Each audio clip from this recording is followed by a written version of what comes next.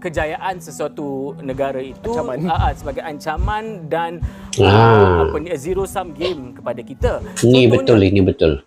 Kita tidak boleh melihat kejayaan satu-satu negara itu sebagai ancaman kepada kita.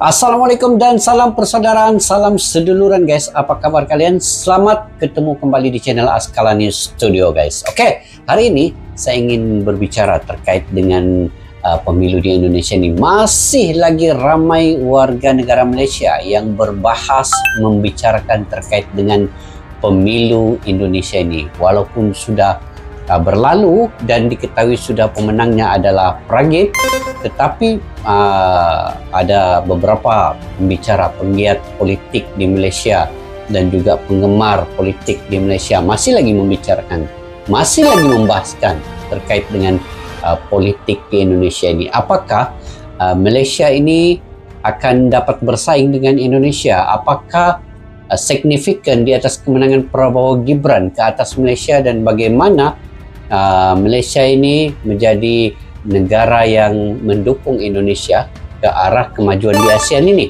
Itu yang akan kita tonton di dalam video kali ini guys. Jadi daripada channel The Wanderer, kalau yang berkunjung channel ini, kalian juga boleh subscribe dan tekan butang loncengnya sekali untuk mendukung channel ini juga. Oke, dengan judulnya ialah bagaimana kita bisa bersaing dengan Indonesia.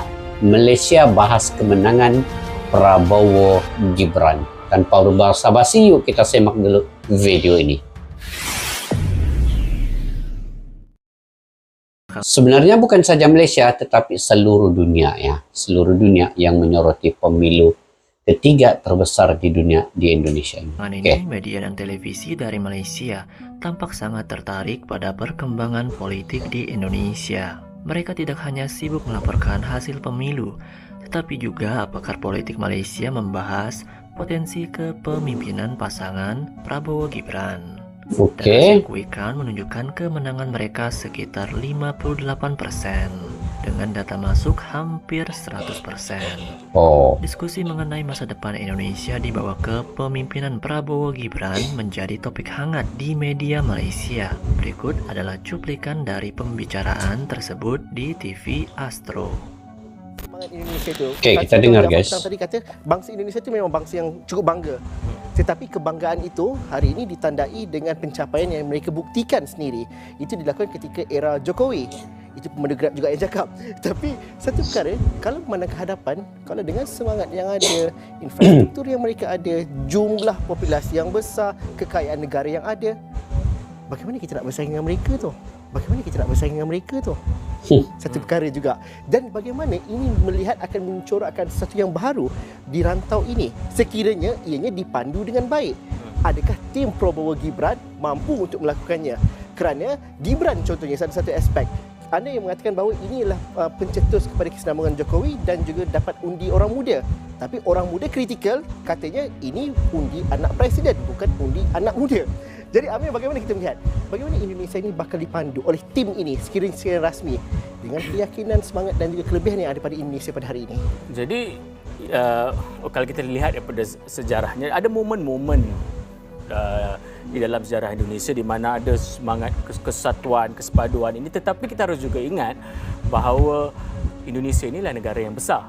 Negara yang 260 juta, 300 juta orang dengan ribu-ribu pulau, banyak masalahnya.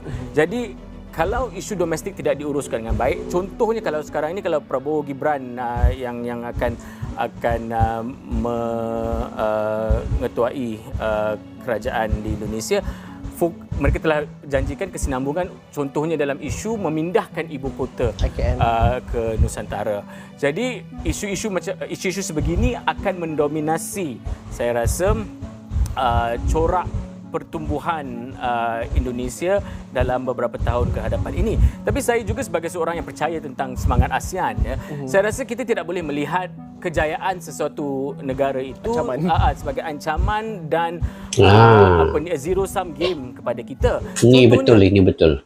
Kita tidak boleh melihat kejayaan satu-satu negara itu sebagai ancaman kepada kita. Ini saya setuju perkataan ini. Jadi kita sebenarnya seharusnya membentuk ASEAN ini untuk sama-sama menuju ke negara maju. Itu sebenarnya yang perlu diterapkan di dalam pemikiran rakyat Malaysia. Selalunya yang banyak mengkritik, banyak macam-macam lah kan. Tapi ini saya sokong, kita lanjut guys. Kalau Indonesia maju, contohnya kita ambil industri EV. Kalau nikel banyak di Indonesia, kita Malaysia, Thailand atau negara-negara lain boleh juga bekerjasama dalam membangunkan contohnya industri EV untuk Southeast Asia. We can take parts of the supply chain. Tapi ini saya tahu Rizal ada pendapat lain.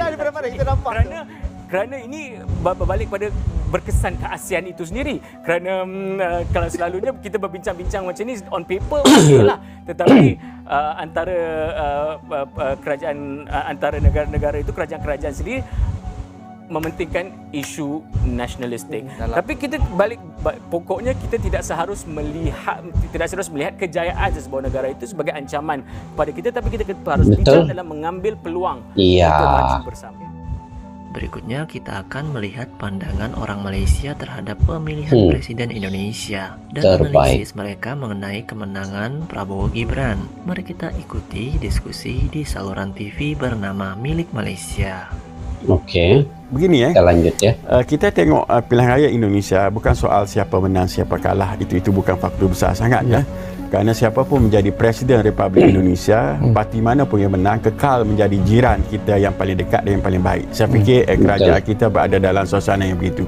Cuma kita nak tengok suasana pilihan raya di tempat mereka, sistem yang mereka buat, cara mereka berkempen, apa yang bagus yang boleh kita contohi di Malaysia. Satu perkara, Pak Prabowo ini yang tidak ada pada 2019, beliau mendapat dukungan sepenuhnya daripada elit tentera. Ini tak pernah dibincangkan di mana-mana stesen TV dan media di Malaysia.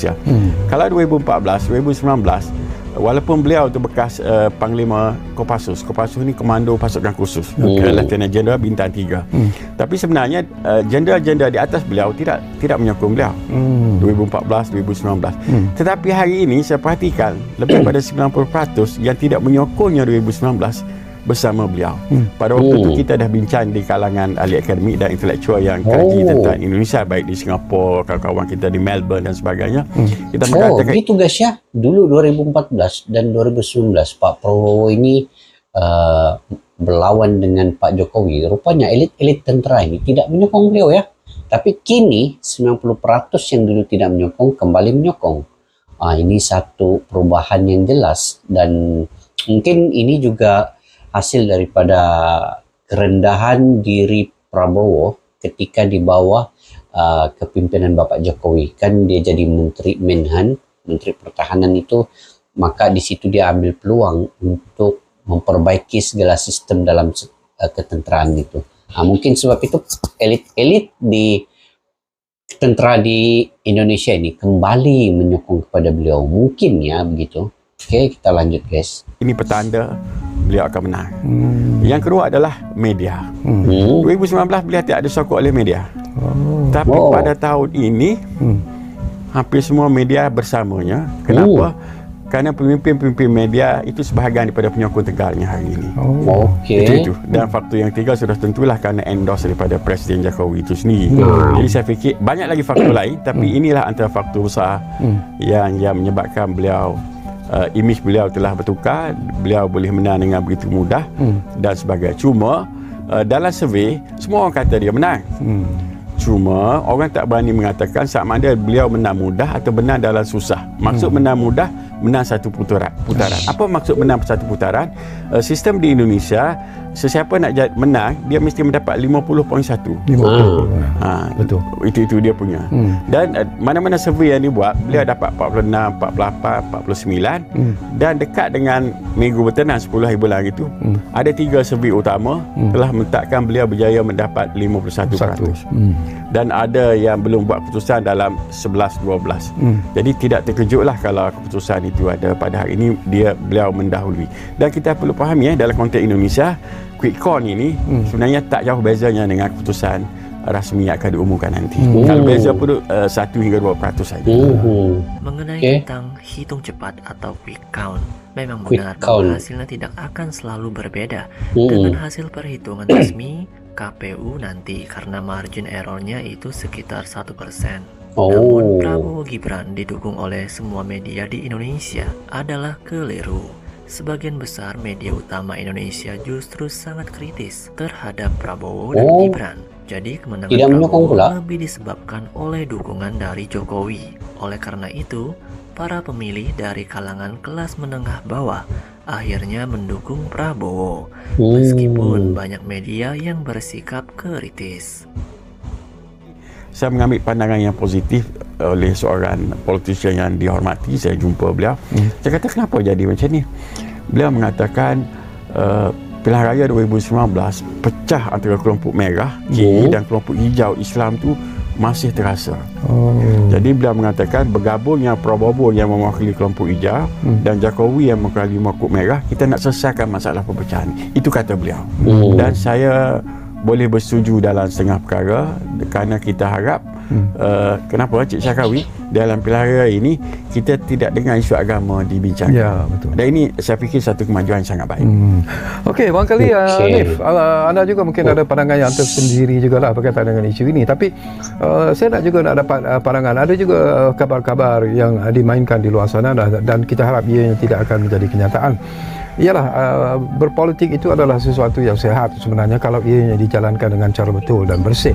Tetapi ada juga kalau matlamat mereka tidak dapat dicapai, mungkin akan ada golongan-golongan tertentu yang akan melakukan demonstrasi dan sebagainya selepas keputusan pemilihan umum ini dimuktamadkan nanti. Apakah anda menjangkakan itu mungkin akan berlaku?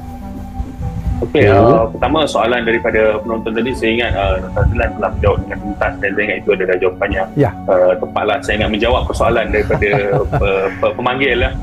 Jadi untuk melihat kepada pasca daripada pemilu ini, apakah akan terjadi mungkin tak dijauhkan bentuk rusuhan ataupun demonstrasi untuk melawan keputusan yang keluar ni, saya menjangkakan barangkali tidak.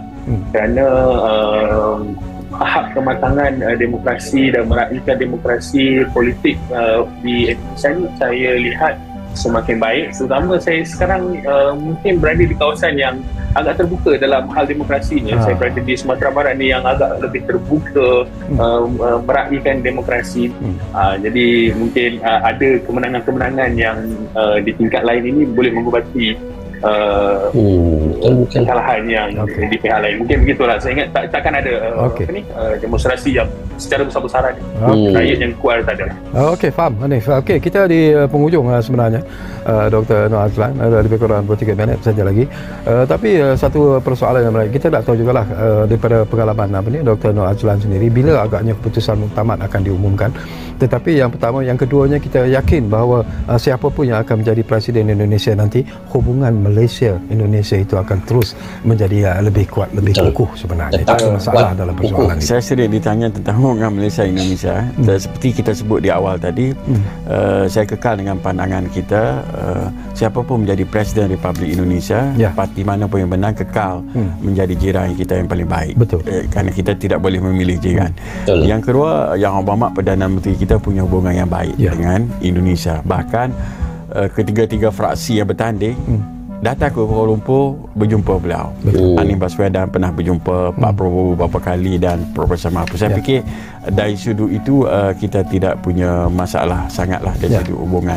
Cuma yang terakhir Cik Syahkawi, saya sebenarnya lebih berminat di Indonesia. Kita nak tengok sistem dia yang bagus, yang boleh kita contohi. Antaranya adalah media. Media tempat mereka itu betul-betul digunakan sehingga semua perkara tak boleh nak ditutupi. Saya fikir ada perkara yang perlu kita belajar daripada mereka. Yang kedua, literasi politik mereka tentang perlembagaan. Nama mereka Undang-Undang Dasar 1945. Di mana pun mereka bercakap ini menyalahi undang-undang. Maksudnya kefahaman masyarakat mereka itu cukup tinggi. Kita tak ada kefahaman itu. Dan yang ketiga, cara kempen mereka ini seperti disebut oleh saudara Anies tadi, dia santai mengundi ni. Kita nak pergi mengundi ni macam nak pergi ada perayu undi, pergi dewan besar. Dia tak ada, sangat santai. Boleh bawa anak masuk dewan, boleh berjalan kuliah hilir, keluar masuk. Cuma kita tak boleh tengok dia letak dalam kotak mana. Dan yang terakhir, dulu kita pernah bincangkan, demokrasi yang terlalu liberal tidak menguntungkan rakyat kecil. Akhirnya yang menang adalah pemilik modal, orang yang punya duit. Dia beli stesen TV, sudah dia beli stesen TV, dia membuat parti. Dan inilah sedang berlaku di Indonesia hari ini. Nah, Sobat Maju, demikian pandangan dari ahli politik Malaysia. Namun menurut kami pendapat tersebut tidak sepenuhnya akurat. Memang benar bahwa pengusaha seperti Haritanu dan Surya Paloh memiliki partai dan media. Namun dalam politik mereka tidak hanya menguasai sepenuhnya. Contohnya Partai Haritanu tidak dapat tumbuh besar dan Surya Paloh perlu mencalonkan Anies Baswedan karena kurangnya popularitasnya. Kita tahu politik Indonesia sangat dinamis, di mana figur seperti Jokowi yang bukan pengusaha besar dapat menjadi presiden. Bahkan SBY yang juga bukan pengusaha bisa menjadi presiden. Dan Prabowo meskipun kaya juga bergantung pada dukungan Jokowi.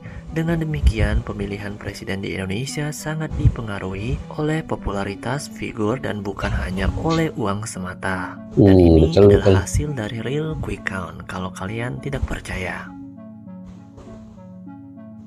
Bagaimana pendapat kalian?